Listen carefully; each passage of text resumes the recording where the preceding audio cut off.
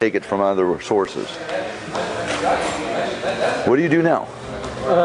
Commercial nursery. Your business? Or you work? Okay. So you have that security. That's where your bread and butter comes from right now. Right. And how many hours a day do you have to be there? I work from this time of year is from 7 to 3:30. Oh, so you get off really early. Yeah. See, I go home at night. Usually I try to leave out of here by 5, so I can be home by 5:30. And I'll put in 4.5 hours that evening. I get a lot done. You know, keep your security, augment your day. Say, can I come in at 5 and leave at 1? Find out. Is there a possibility of you increasing? Get the start time, because right now I get up 5 o'clock. It's light. Yeah. I can work. So you augment your day with more activity, and you stand in that security, and you try and develop the new entity, and then you transition comfortably where you don't fall from lack of security. If I started out doing landscape boulders. So you could do those after work and on the weekend, and then put them out in garden centers. I wouldn't need a business license. No, sir, not at that. No, you don't. The minute you go put something at someone's house and install it, that's when they need to be licensed. I've made a lot of things in Oregon here. Actually delivered them to someone's house. I actually set them in place and walked away, and that's not contracting. I'm a manufacturer. You don't need a license. Oh, we got licenses, business licenses, don't get me wrong, but not contractor license. So, okay.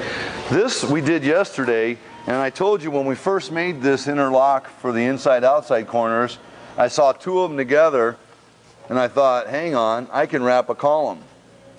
But some annoying people, not to mention any names, David, but said, look at the hourglass effect here. This is not good. The overall plumb of this line is flawed. Well, gentlemen, lady, this is a prototype. This was the first 8 pieces that came out of our molds. And until we install, we don't necessarily know the field conditions that we're ending up to. This works great for an outside corner. Does it? No, it doesn't. You know what I mean? This little bit of light comes into, so what we do is we walk over to that big dusty dumpster and we throw this away, and the molds. Unfortunately, that's the process that we go over. As you're in the field, if you bring up something, customer line comes in and says, oh, you know, you got a hourglass scenario happen here. Well, thanks a lot for calling, David. We'll get right on that. Hang up. I ain't listening to that stupid ass. 90% of the people didn't even.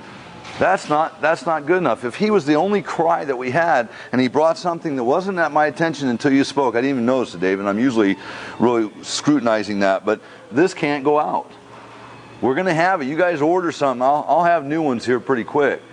But in the field, you may have this come about just from unwavering post or wood framing or masonry, whatever. There's a way of tricking this and fitting this. I would be grinding this. I don't expect you to take products that were intended to make it easy and have to tweak and figure out and re-engineer on site. But there are ways of fixing things. You're not going to run into perfect wall surfaces and floor surfaces that you're meeting that you won't have to shim, trick, mud, whatever. But this is the post size here. Once I found out that this was an excellent prototype, but now it's not, okay? It was only, I measured the inside, I was 15 1/4. Well, as I said, anybody got a 15 1/4 column? No, generally they're 16, 18, 2 foot. Framed columns I'm talking about, and I want you to be able to wrap this. So right away, we made another one. We started, because what we can do is cut this down and we can make it the smaller ones for prototype's sake. This is 25 inches inside. So you can now wrap a 2 foot post. We got the 18, the 16, and of course if you need the 15 1/2, actually these won't exist because they'll be thrown away. But this is a, what do you call it, a column wrap as well as it's an outside corner. And again, we saw over there that this isn't much to take care of as far as, and I challenge you, you're supposed to do your homework, get yourself some real rocks, get yourself some cultured stone, and get yourself 4 of those. And I just want you to wrap 3 foot high around the 2 foot column and measure your expenses. Let's leave overhead, let's leave profit, let's just talk about direct burden of labor and materials. Let's do the math here, and this company's products will shine in the initial installation of this rock. Moreover, we will excel and shine through longevity, durability, and of course realism is the other most important thing. Now realism with real rockets, it's there, probably more enhanced than this. But like I say, I'm kind of excited, and our vow to you as customers, to our distributors, to ourselves, is to keep generating new innovation into our technology, refinement, so that today's products are readdressing things that are in the field that are problems, or they're not yet that, like I said, we used to take panels, square rectangular panels, cut mud, cut mud, cut mud. That doesn't exist anymore.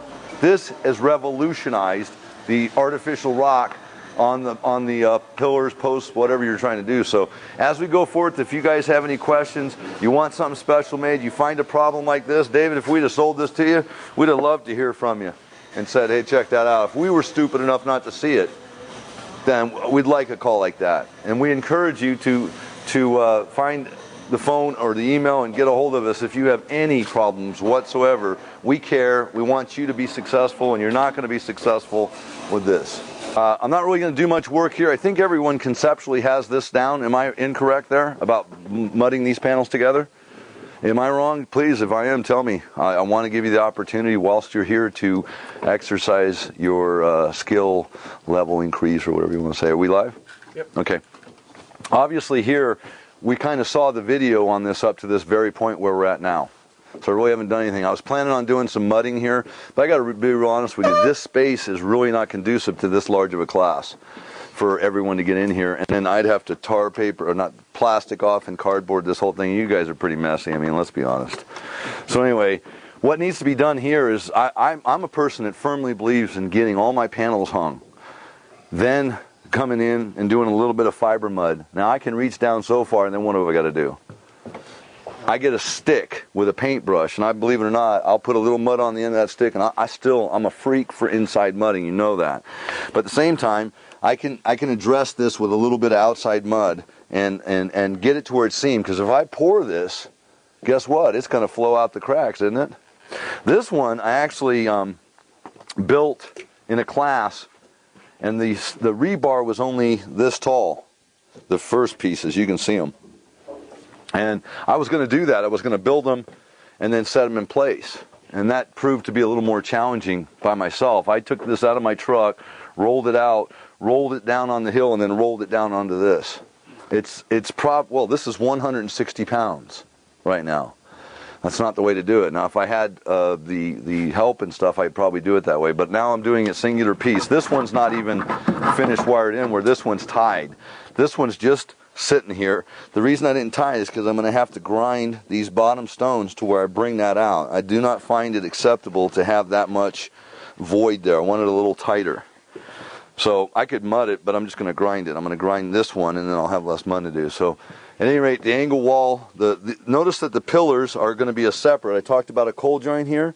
You've got a panel stopping you. You're going to bond mud from this side. You're going to bond mud from that side, but there's that cold joint. This is a cold joint. And frankly, you're going to have expansion and contraction in a 27-foot long run. You're going to have cracking if you don't provide control joints. This is what this is going to be. You're going to have two rocks that come together, as though would be the case with a masonry contractor. As I said before, it's very unlikely. You could make a pillar to where you lay stones that are a foot wide, and you lay the wall, and then lay a stone here, lay a stone here, lay a stone here. You could do it that way, but most masonry contractors would understand the former statement that I made about the control joint, and they would isolate the column from the wall, column from the wall. The steel on a schedule of every, what is that? This is a foot right now, so it's almost every foot steel. Usually we go about every 2 foot. You all saw the steel from above. I said, this is a 27-foot wall. There's a pile of steel right on the other side of Bill's truck. Can you see it? Mm-hmm. That brought into here for final installation. Now we're going to have 1,000 feet of steel